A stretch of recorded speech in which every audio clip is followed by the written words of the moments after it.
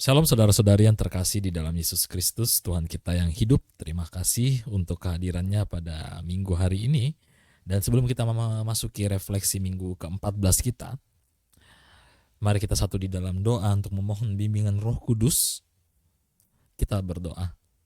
Ya Allah Maha Kasih dan Maha Adil, kami mengucap syukur ya Bapa atas kasih setiamu yang selalu ada di dalam kehidupan kami.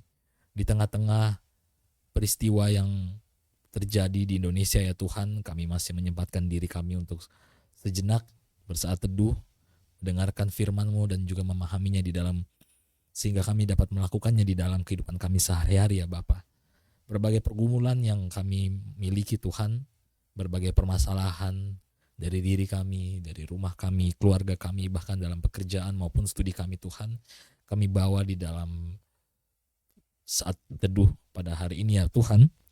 Kiranya Tuhan, apapun yang Engkau ingin sampaikan kepada kami pada hari ini dapat menjadi bekal bagi kami untuk seminggu ke depan, dan biarlah Roh Kudus membimbing kami untuk melakukannya sesuai dengan kehendak-Mu saja ya Bapa.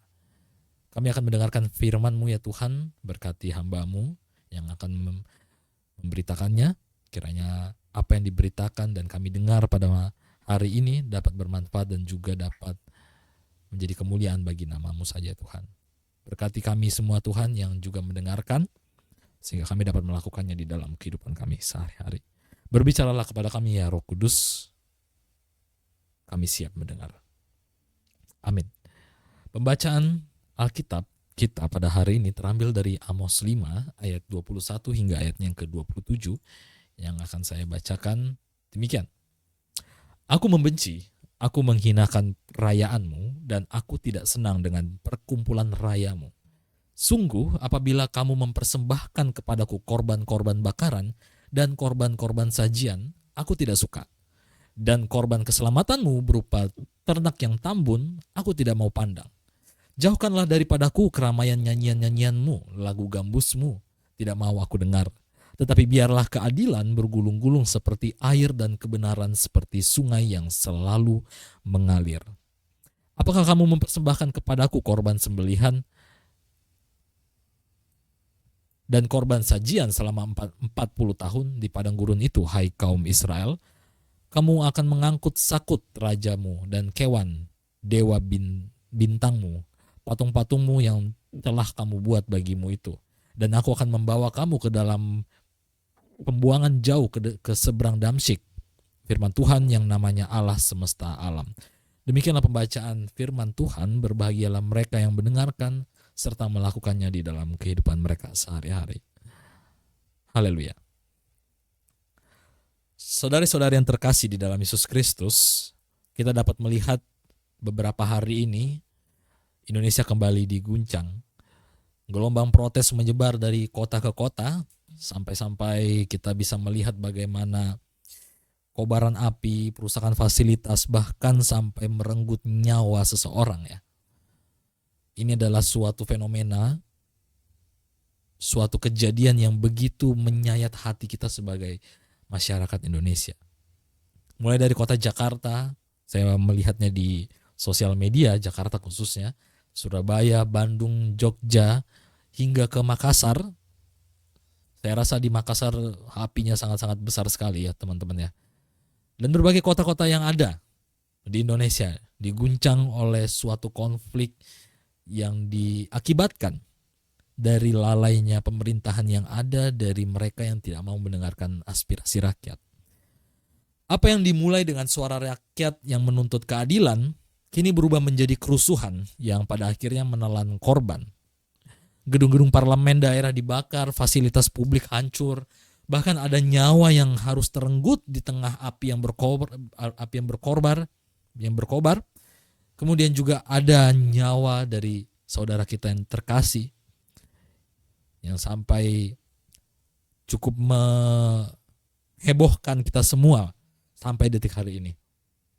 Di Pati, rakyat kecil yang hanya ingin mempertahankan kehidupan mereka untuk menolak kebijakan pajak yang justru memberatkan mereka.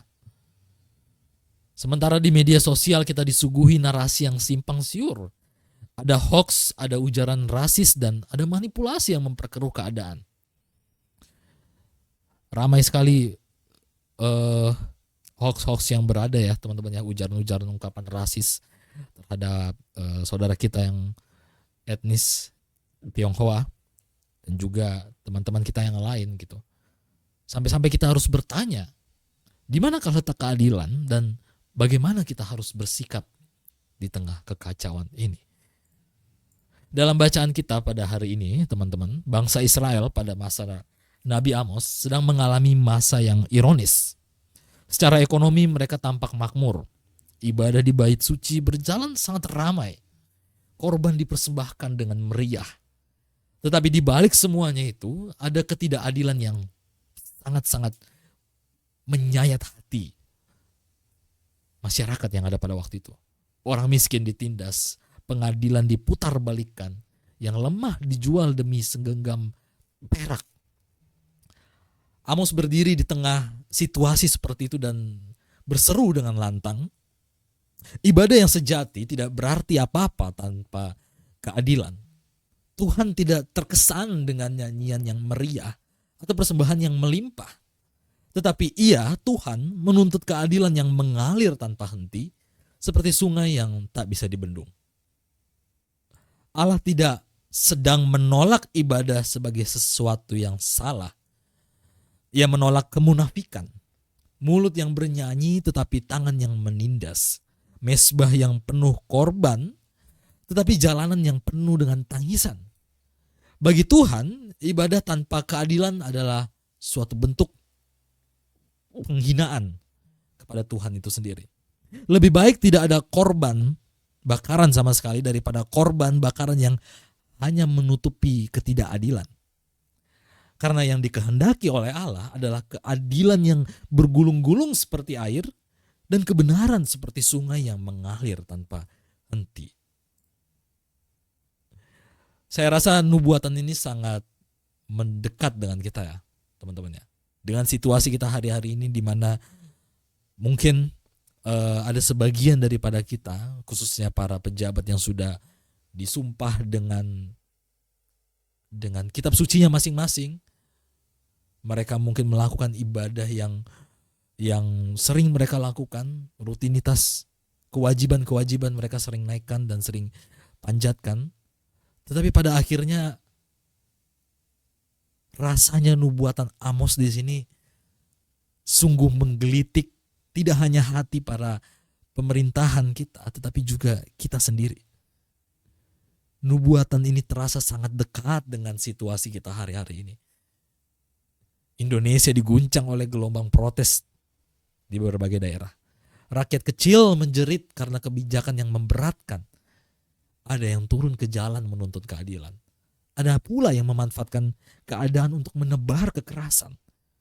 Gedung dibakar, nyawa melayang, dan di tengah kericuhan, narasi palsu bahkan sempat-sempatnya untuk diungkapkan. Ujaran rasis bertebaran di mana-mana. Kita bisa bertanya, di manakah wajah Allah di tengah kekacauan ini? Di manakah Allah di tengah situasi yang kita alami pada hari ini? Dan Amos menjawab hal ini dengan mengatakan, wajah Allah ada di dalam ketegakan.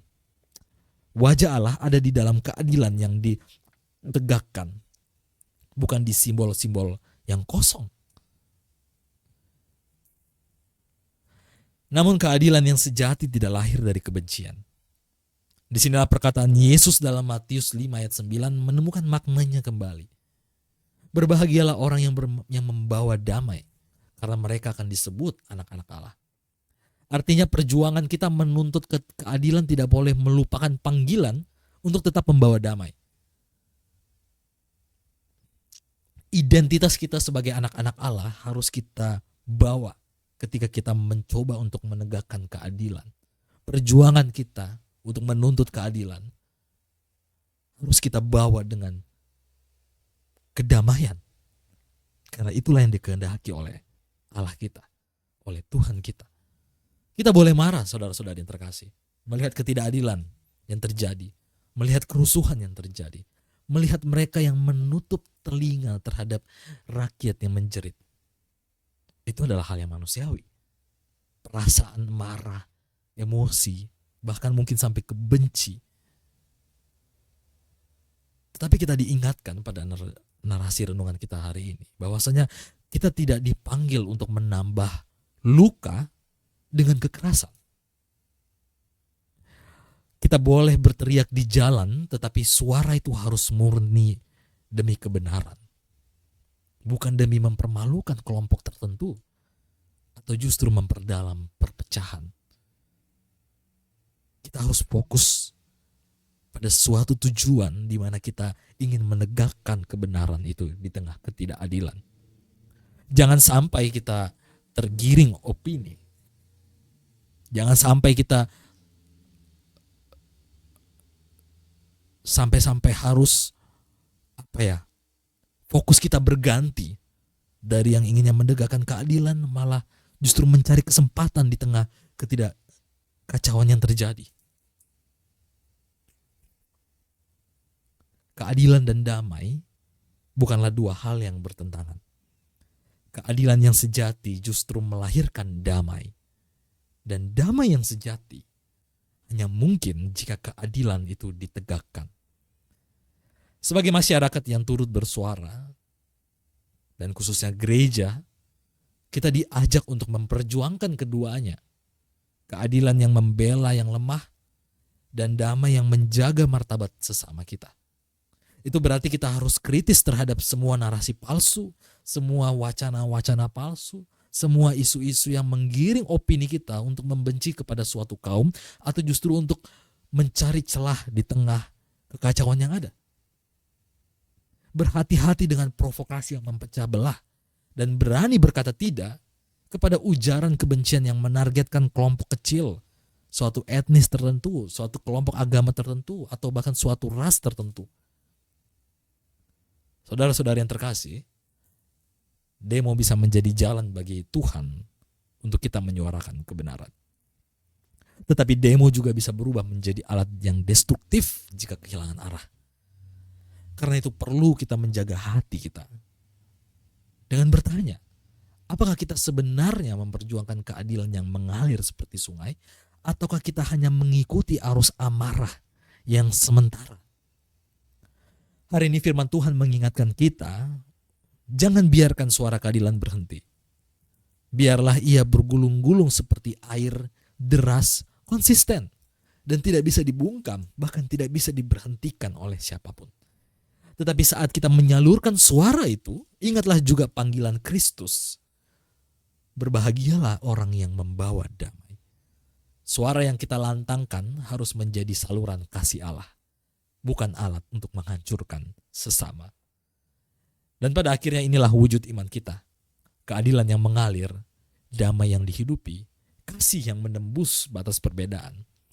Karena hanya di sanalah dunia bisa melihat bahwa kita sungguh adalah anak-anak Allah. Demikianlah firman Tuhan pada hari ini. Amin.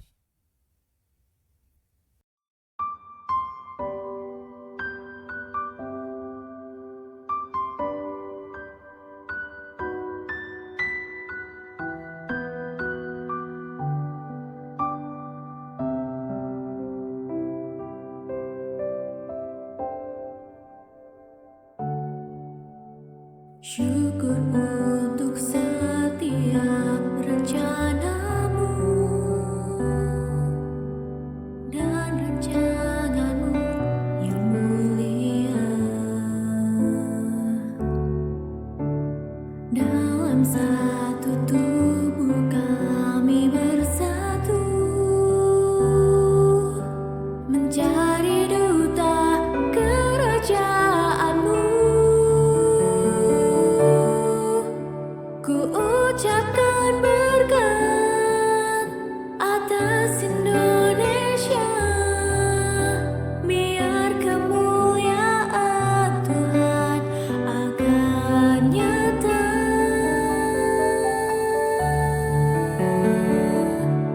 Bagi bangsa ini kami berdiri dan membawa doa kami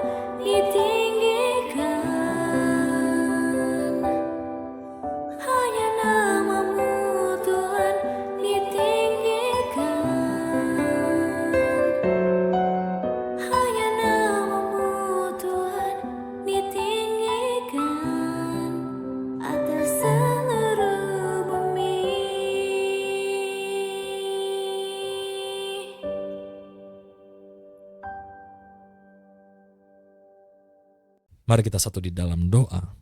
Kita berdoa. Ya Allah Tritunggal yang Maha Kudus, kami mengucap syukur ya Bapa atas semua hal yang masih Engkau pedulikan hingga detik ini Tuhan. Kami hadir, kami tahu Tuhan, dan kami percaya bahwa Engkau hadir di tengah-tengah penderitaan umat-Mu, di tengah-tengah penderitaan kami semua Tuhan. Saudara-saudara kami yang berduka atas kehilangan kami ya Tuhan, atas kehilangan rekan kami. Kami berdoa bagi mereka untuk dikuatkan dalam kasih rangkulan Kristus yang hidup. Kami berdoa bagi mereka yang masih berjuang, kiranya Engkau memberikan ketabahan dan juga kekuatan. Kami berdoa bagi bangsa ini Tuhan, rakyatnya, pemerintahannya, untuk dapat mendengar satu sama lain, mewujud nyatakan kasih dan keadilan di tengah-tengah kehidupan mereka, di tengah-tengah dunia ini, di tengah-tengah Indonesia yang sedang tidak baik-baik saja Tuhan. Kami percaya Bapa bahwa kuasa-Mu sanggup untuk melakukan, bahkan merubah kondisi yang kami alami saat ini. Ajarilah kami ya Tuhan untuk dapat menyuarakan suara kasih Allah di tengah-tengah di tengah-tengah kekacauan yang terjadi. Ajarilah kami ya Tuhan untuk selalu mewartakan kebenaran Injil-Mu ya Tuhan. Bahkan ketika semuanya serasa tidak ada jalan. Bahkan ketika semuanya serasa hancur, rapuh, bahkan kosong ya Tuhan. Biarlah Engkau yang menguatkan kami dan memampukan kami di dalam perjalanan kehidupan kami sebagai bangsa yang satu dan yang hidup. Ya Tuhan, tak lupa kami berdoa bagi pemerintahan kami ya Tuhan, supaya Engkau memberikan hikmat dan keterbukaan hati bagi mereka untuk mau mendengarkan suara rakyat, aspirasi rakyat, dan juga keluhan-keluhan masyarakatnya Tuhan. Kami berdoa juga untuk masyarakat Tuhan, kiranya Engkau memberikan ketabahan, kedamaian, dan juga pelukan hangat-Mu ya Tuhan, supaya mereka selalu bisa merasakan hadirat-Mu yang melingkupi di dalam kehidupan mereka. Kami berdoa bagi semua halnya Tuhan, dari pemerintahan yang paling atas sampai yang paling bawah, dari yang terbesar sampai yang terkecil, dari masyarakat tingkat atas sampai yang tingkat bawah. Kami berdoa bagi pergumulan negeri ini.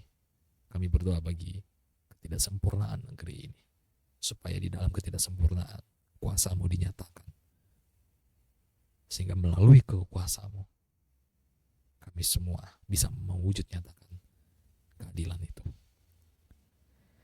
Kami berdoa Tuhan bagi diri kami yang sedang dalam masa-masa perjalanan kehidupan Tuhan. Ada sebagian daripada kami yang mungkin dalam masa-masa pergumulan batin, pergumulan pribadi, pergumulan dengan kekasihnya, keluarganya, bahkan di dalam pekerjaannya ataupun studinya Tuhan, sekolahnya. Kiranya Engkau memberkati anak-anak-Mu Tuhan, menyertai mereka semua di dalam kehidupan mereka, memampukan mereka sehingga mereka dapat menyelesaikan pekerjaan mereka, menyelesaikan pergumulan mereka, bahkan menyelesaikan apapun yang mereka mulai Tuhan dengan baik. Bimbinglah kami ya Tuhan, lindungilah kami di dalam tangan pengasihan-Mu, ya Kristus Tuhan kami yang hidup. Karena kepada-Mu lah kami menaruh harapan kami meletakkan pendirian kami, sehingga harapannya Tuhan, hidup kami pun sesuai seturut dengan kehendak-Mu. Dengarkanlah doa kami yang tidak sempurna ini. Di dalam nama Kristus Yesus kami berdoa dan mengucap syukur. Amin.